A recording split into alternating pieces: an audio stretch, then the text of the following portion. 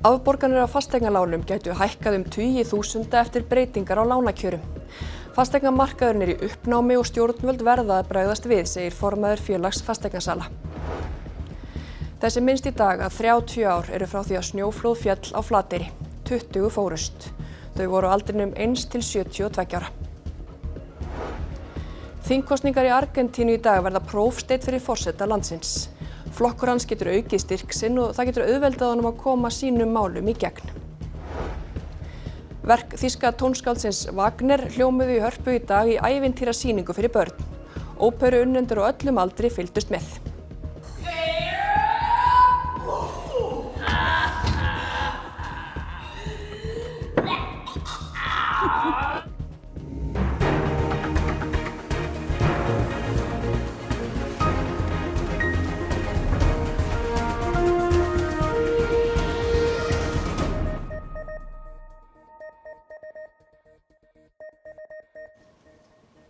Komiði sæl. Greiðslubyrði fyrstu kaupenda á fasteignamarkaði eykst 20% vegna breytinga á lánakjörum.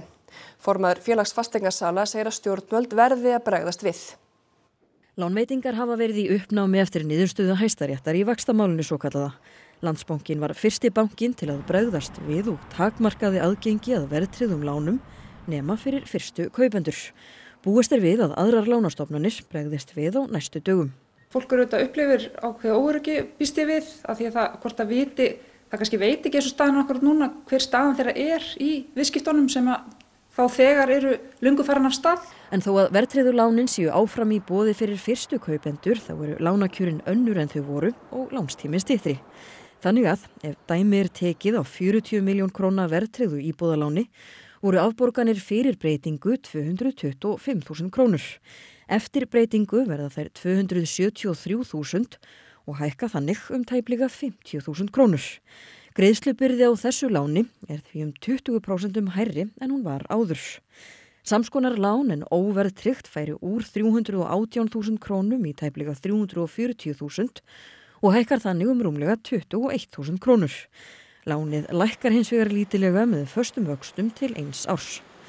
Monika tekur fram að þessar breytingar hafi áhrif á mun fleiri en fyrstu kaupendur. Þá sé ekki fram á það að meiri hluti fólks geti í raun og veru keypt fasteign, þannig að það þarf að koma til varanleg lausn. Í skriflegu svari frá Landsbankanum segir að samningar verði kláraðir við fólk sem var komið af stað í fasteignakaupum með lánsloforði frá bankanum fyrir 14. október. Aðrir þurfið að standast greiðslumat miðað við nýju lánin. Það besta sem að myndi gerast væri að við fyndum lausn á því að bjóða upp á lán, óverðtryggð lán, á lágum, föstum vöxtum til langs tíma. Það er auðvitað, og ég myndi eiginlega segja að þetta væri kjörið tækifæri, fyrst að þetta kom svona, helltist svona yfir okkur í daginn, það virtist ekki hafa verið mikill undirbúningur, þá skulum við þá frekar líta á þetta jákvæðum augum og nýta þetta sem tækifæri til þess að gera alvöru breytingar til framtíðar. Velkomin Jónas Atli, þú ert hagfræðingur hjá Húsnæðis- og mannvirkjastofnun. Hvað áhrif mun þetta hafa á byggingamarkaðinn ef það verður erfiðar fyrir fólk að fá fasteignalán? Það er erfitt að kannski meta umfangið akkurat núna, við vitum ekki hvernig hinir viðskiptabankarnir munu bregðast við, hvernig lánaformið þeirra verður, en svona öðru óbreyttu þá mun það leiða til minni eftirspurnar sem að gerir byggingaraðilum sem eru að reyna að selja sínar nýju íbúðir erfiðara fyrir. Og verðþrýstingur getur verið neikvæður og jafnvægisverð getur verið lægra og það kannski hefur svona neikvæð áhrif það á þessa byggingaraðila sem eru að reyna að selja þessar íbúðir sem að seljast frekar illa nú þegar. Og er þetta þá kannski hætt, ef íbúðir einmitt hætt að seljast, er þá ekki viðbúið eins og nefnir að verktaka kannski fara að halda þessar höndum og bíða með framkvæmdir eða hreinlega stöðva þær? Já, það er svolítið erfitt að segja til það. Ég held að verkefni eða ný byggingaverkefni munu byggjast á væntingum framtíðareftirspurn til lengri tíma og þær væntingar eru þannig séð ennþá óbreyttar, það er ennþá mikil íbúða þörf og mun líklega vera, það er ekkert sem að breytir íbúða þörfinni með þessu nýja fyrirkomulagi, þannig að það fer bara eftir því hvernig lausafjárstaða þeirra verður og fjárhagsstaða byggingageirans er. Einmitt. Og þú segir íbúða þörf, er staðan slík á markaðnum, er ekki verið að byggja nægilega margar íbúðir miðað við eftirspurn? Sko, við erum á ágætum stað akkurat núna. Það virðist vera sem svo að við erum að byggja, það ágætis gangur á byggingamarkaðnum akkurat núna, á meðan okkur að fjölga aðeins hægar en við gerum ráð fyrir. Þannig að það gæti verið að við séum að fara að byggja í takt við nýja þörf á svona í ár og kannski á allra næstu árum. En til lengri tíma þurfum við að horfa til fleiri þátta, við erum með ákveðna íbúðaskuld sem við þurfum að vinna upp og þurfum líka að taka tillit til breyttrar heimilistærðar. Þannig að þá þarf að halda aðeins þéttar á spöðunum og bæta í uppbyggingu. Kærar þakkir fyrir komuna, Jónas Atli. 30 ár eru síðan snjóflóð féll á Flateyri og 20 manns fórust.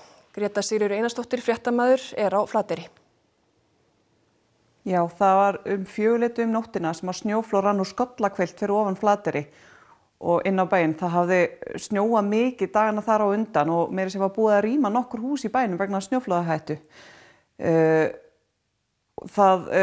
Krafturinn í snjóflóðinu var slíkur að hann rann alla leiðina hérna að kirkjunni.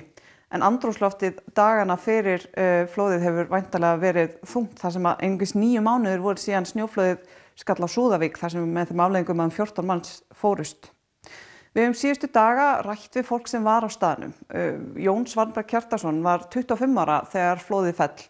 Hann var lögreglumaður og þar að auki varaformaður björgunarsveitarinnar. Hann vaknaði nóttina við símtal frá lögreglunni á Ísafirði. Það var ennþá blindbylur og vegurinn á bænum var lokaður. Við vorum án utanaðkomandi aðstoðar í 5 klukkutíma og þannig að Flateyringar höfðu þetta ægilega verkefni í fanginu í þann tíma sko, án aðstoðar. Hafandi náttúrulega alist upp í þessu þorpi þá svo sem alveg gjörþekktum að þorpið en maður hafði aldrei ímyndað sér það að maður ætti að standa frammi fyrir því að miðjanótt í blindbyl að teikna upp götur og hús og merkja inn á það að þarna vantaði 4 og þarna vantaði 5 og þarna vantaði 2 og þarna sé búið að finna 1 og þarna sé búið að finna 3 og eitthvað svoleiðis sko. Menn á vélsleðum fóru út að meta umfangið.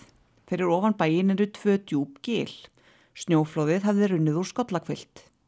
Þá rennur það upp fyrir okkur að það ekkert snjóflóð fallið úr bæjargilinu. Þannig að við vorum þá komin í þá stöðu að vera að reyna að skipuleggja leit og björgun á fólki með það hangandi yfir okkur að annað gil ætti að hreinsa sig. Daginn eftir flóðið finnast flestir. Þau síðustu sem fundust á lífi höfðu verið föst í snjónum í meira en 8 tíma. Að kvöldi 27. október vantar aðeins einn, litla stúlku. Og hún finnst svo hvað, tímiður yfir 4 heldur daginn eftir. Og tókum við jarðarfarir. Það var engin jarðsettur á Flateyri, kirkjugarðurinn fór undir flóð og bara gjöreyðilegast. Ég var nú svona grunn það að fólk hafi nú ekki haft mikinn áhuga á því að grafa fólki sitt upp úr snjóflóði og grafa svo niður í það aftur til þess að kveðja það sko.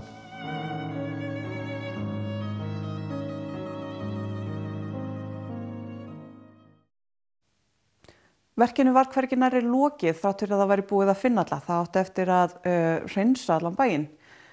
Menn höfðu lært eitthvað af reynslunni í Súðavík, til að mynda voru sett net yfir húsarústirnar til að vernda eigur fólks. Því sem var heillegt var safnað saman, það var þvegið og þurrkað og komið fyrir í samkomuhúsinu þar sem fólk gat vitjað eigur sínar. En svo þurfti ákvaða hvað yrði Flateyri. Guðrún Pálsdóttir, íbúi hér á Flateyri, sagði okkur hvernig það var að vera á staðnum og takast á við uppbygginguna.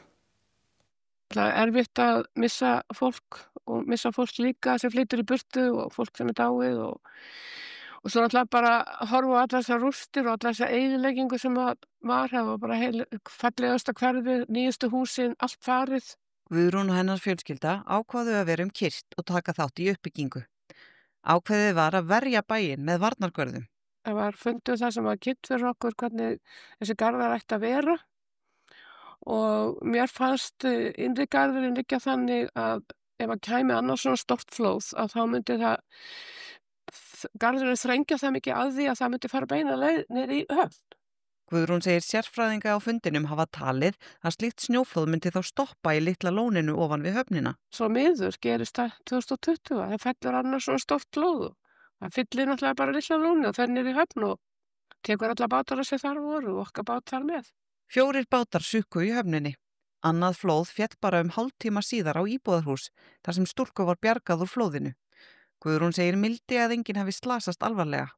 Blossi var línubátur, gerður út allt árið og 7 manns mistu vinnuna þegar hann eyðilagðist. Að lenda aftur í þessu svolítið svona. En núna verið að endurhanna varnargarðana og byrjað á að gera heilmiklar framkvæmdir og við verðum bara að treysta fólkinu núna sem að vita hvað að gera, að stoppið verði varið. Það var húsfyllir og ríflega það í kirkjunni hér í dag þar sem að fólk kom saman á minningarathöfn í kirkjunni á Flateyri. Heimamenn léku tónlist og kveikt var á kertum til að minnast þeirra sem létust. Björgunarsveitamenn lýstu blysum og eftir á var boðið upp á kaffi í samkomuhúsinu. Þá kom fólk einnig saman í Lindakirkju fyrir sunnan. Þjóðin minnist þess í dag að 30 ár eru liðin frá náttúruhamförunum hér en fyrir Flateyringa og fólk sem var á staðnum þarf varla ártíð til að rifja viðburðina upp, þeir gleymast aldrei. En þeir sem rifjuðu upp atburðina með okkur var ofarlega í huga þakklæti til þeirra sem brutust í gegnum storminn til að hjálpa við leit og björgun. Meðal þeirra sem sóttu minningarathöfnina í dag var Benóný Ásgrímsson, flugstjórinn á TF-LÍF, þyrlu Landhelgisgæslunnar, sem fór með leitarmenn og hunda í alltaf 12 vindstigum og snjókomu. Já, flugið gekk svona þokkalega miðað við veður ástandið, en öðruleyti því að við verðum að bíða dálítið hérna fyrir utan í mynni Fjarðarins. Það var mjög dimm él, en við verðum að komast í sjónflugi hérna inn. Og eina leiðin til þess að það var að koma sér utan í Barðan sem sunnanverði hér í firðinu og fljúa þar bara með klettavegnum og vonast þess að við sæjumst inn á Flateyri þegar við erum konið þvert af. En vindurinn var alveg 60 hnútar, svo það var ansi mikil ókyrrð líka í leiðinni. Þannig að þetta ekki alveg heiglum hent svona flug? Nei, það það ekki, en náttúrulega það var gætt fyllsta öryggis, en það var farið eins nálægt mörkunum og kostur var. Bæði það að við vorum nú ekki búin að eiga þessa þyrlunum í 4 mánuði, þannig að var tiltölulega ný. Þetta var svona frumraunin hennar, þessara vélar, og svo hún gjörsamlega sannaði það með hafísika búnaðarmaðurum hvað þetta skipti miklu máli. Og við hefðum ekki getað farið á minnivélun okkar við þessar aðstæður. Og þegar þið lenduð, hvað mætti ykkur? Já, sko, það var náttúrulega þegjanleiki hjá okkur að hafa komist og við bundum vonir við það að fólkið fengi meiri trú þegar sæi að það væri hugsanlega að berast meiri hjálp og það var svona þakklæti sem við sáum skína úr fólki sem að tóka á móti okkur. Þegar þú lítur svona tilbaka 30 árum seinna og kemur inn aftur, hvernig horfir þetta allt saman við þér? Það kannski voðalega erfitt að úttala sig það, en mikið óskaplega ég fegin að sjá að seinlega byggðin lagðist ekki af eftir þessa örlega ríku nótt sem var þarna. Því það var verður að viðurkennast að þetta gríðarlegt áfall fyrir ekki stærri samfélag. Og þá að öðru út í heim. Kosið til þings í Argentínu í dag. Javier Milei, forseti, vill að flokkur hans, Frelsins framsóknin, auki styrk sinn á argentínska þinginu. Í neðri deild flokkurinn með 38 þingmenn, en í efri deildin hann með 6.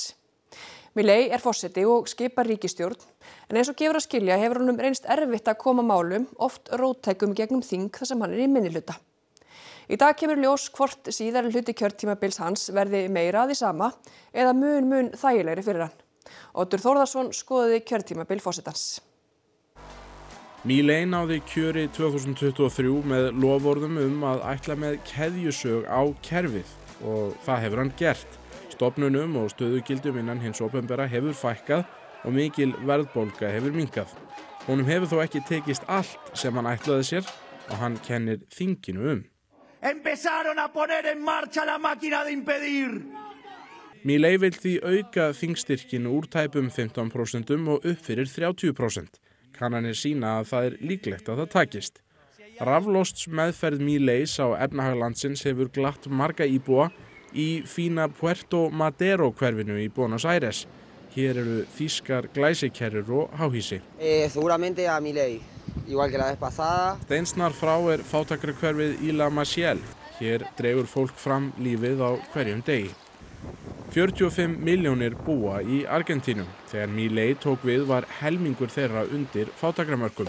en nú aðeins þriðjungur undir þeim mörkum. En þeir sem eru fátækir hafa það margir enn verra en áður. Digo que teníamos tantos lujos, pero bueno, capaz que podíamos elegir una comida antes, ahora no podemos. Ahora tenemos que depender de alguien más para saber si comemos o no comemos. Bandaríkin hafa stutt Argentínu fjárhagslega undanfarið tugi milljarða dollara. Þeir eru enda sammála margt þeir Trump og Milley. Trump með skýr skilaboð til kjósenda í Argentínu. And if he wins, we're staying with him, and if he doesn't win, we're gone. Kjörstöðum verður lokað klukkan 9 í kvöld og upp úr miðnætti eiga fyrstu tölur að liggja fyrir. Riða hefur ekki enn greinst í íslenska geitastofninu. Bændur hafa þó orðið að skera vegna nálægðar við smitt. Þeir segja mikilvægt að arfgreina stofninn. Þó enn hafi engin riða komið upp í geitastofninum á Íslandi að þá þurfa geitabændur að slátra líka ef að riða kemur upp á þeirra svæði og af þessum sökum vilja þeir fá að arfgreina stofninn sem allra fyrst. Við skráningu í fyrra haust voru 2300 gripir í íslenska geitastofninum.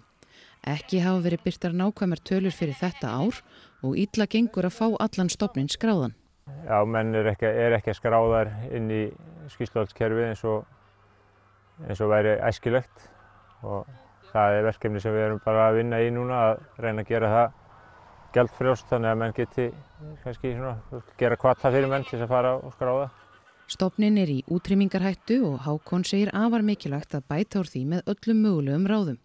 Arfgreining sé mikilvægur liður í því. Það hefur ekki greinst riða í geitum hingað til en samt sem áður þurfum við ef að kemur upp riða á sauðfjárbúi þar sem geitastofn líka þá þarf að lóga öllum geitum. Það sem stofninn er lítill skiptir hver gripur máli. Niðurskurður vegna riðu getur höggvið stórt skarð í hann. Var bara núna síðast 2020 þegar var skorið niður í Skagafirði þá fór stórt geitabú þar líka. Þannig að það var, ég ætli það hafi ekki talið kannski 5% af stofninum eða eitthvað. Goðum og valkyrjum, skúrkum og skrýmslum brá fyrir í óperunni Wagner krökkum í Hörpu í dag. Gestir voru ánægðir með sýninguna. Einhverju sögðu sætin það besta við hana.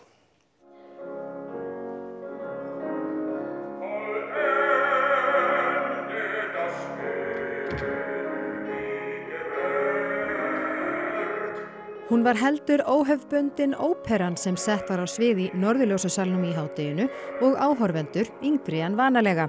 Sýningin Wagner krakkar er miðuð af yngstu kynslóðinni þar sem boðið er upp á óperuævintýri undir tónlist þýska tónskáldsins Richards Wagner. Sýningin er hluti af tónlistarhátíðinni Óperudögum sem lýkur í kvöld. Við erum búin að einbeita okkur mjög mikið að barnamenningu bara í mörg ár þannig að við reynum alltaf að bjóða upp á sýningar og gera svona óperuformið og söngformið aðgengilegt því að við höfum séð það og vitum það að börnin þau eru mjög móttækileg og finnst gaman að hlusta á söng og líka óperusöng. Hvernig fannst þér sýningin? Gaman. Hefurðu áður farið á svona óperusýningu? Nei. En veistu eitthvað um óperu? Ég veit smá. Hvað veistu? Ég veit að maður þarf að syngja með Strakkakökkunum og rosalega vel og hátt svo maður heyrir í manni. Gaman. Hvað er flottast? Dýr. Sætin. Eru sætin flottust? Já.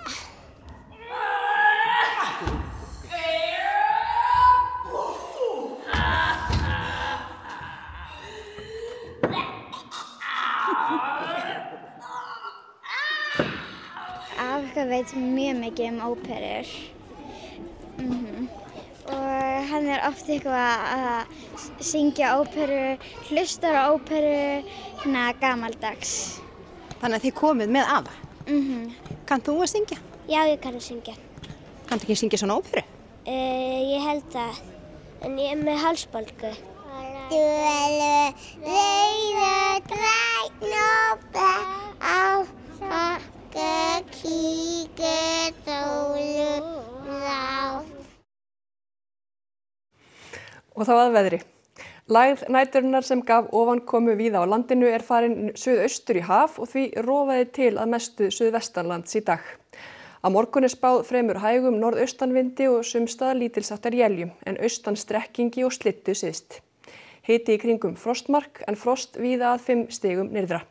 Við förum nánar yfir veðurhorfurnar að loknum íþróttafréttum. Keppni í bestu deild karla lauk í dag og það voru stjörnumenn sem að tryggðu sér Evrópusæti eftir stórskemmtilegan leik við Breiðablik. Við gerum upp tímabilið með Herði Magnúsinni í fréttatímanum. Leikmenn íslenska kvennalandsliðsins létu áhugaverðar aðstæður ekki á sig fá á Norður Írlandi á föstudag og eru tilbúnar í næsta leik á heimavelli á þriðjudag. Íslendingar voru í eldlínunni í þýska handboltanum og Arsenal styrkti stöðu sín á toppi ensku úrvalsdeildarinnar. Ekki missa af íþróttum hér eftir fréttir. Þá skulum við fara yfir það sem er helst í þessum fréttatíma. Afborganir af fasteignalánum gætu hækkað tugi þúsunda eftir breytingar á lánakjörum. Fasteignamarkaðurinn er í uppnámi og stjórnvöld verða að bregðast við, segir formaður félags fasteignasala. Þessi minnst í dag að 30 ár eru frá því að snjóflóð féll á Flateyri. 20 fórust. Þau voru á aldrinum 1 til 72 ára. Þingkosningar í Argentínu í dag verða prófsteinn fyrir forseta landsins. Flokkur hans getur aukið styrk sinn og það getur auðveldað honum að koma sínum málum í gegn. Það voru upptalið hjá okkur þetta sunnudagskvöldið. Við ætlum að kveðja ykkur þessu sinni yfir myrkvaðri Reykjavíkurborg. Það var Víðir Hólm Ólafsson sem myndaði á dögunum. Takk fyrir samfylgdina á öllum okkar miðlum helgina. Verið sæl og njótið kvöldsins. Allt sem mér kært hefur þú mér fært. Þú sem þekkir alla vegi og lýsir ljósið skært. Ég vil til